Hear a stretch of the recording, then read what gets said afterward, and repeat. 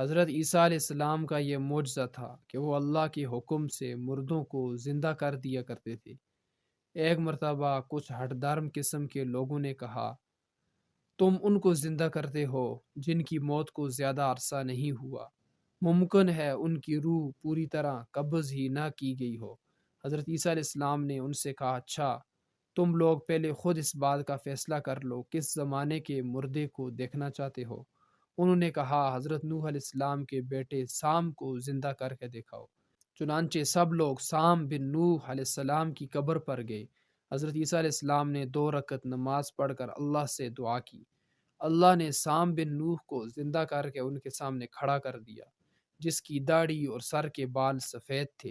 لوگوں نے اس سے پوچھا، کیا بات ہے، تمہارے بال سفید کیوں ہیں؟ تمہارے زمانے میں تو لوگوں پر بڑھاپا نہیں آیا کرتا تھا۔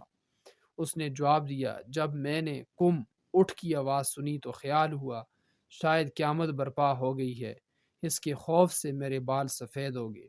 لوگوں نے اس سے پوچھا، تیری موت کب ہوئی تھی؟ اس نے جواب دیا، 4000 سال پہلے، اور موت کے وقت جن سخت مشکلات کا سامنا ہوا تھا انہیں آج تک نہیں بھولا ہوں۔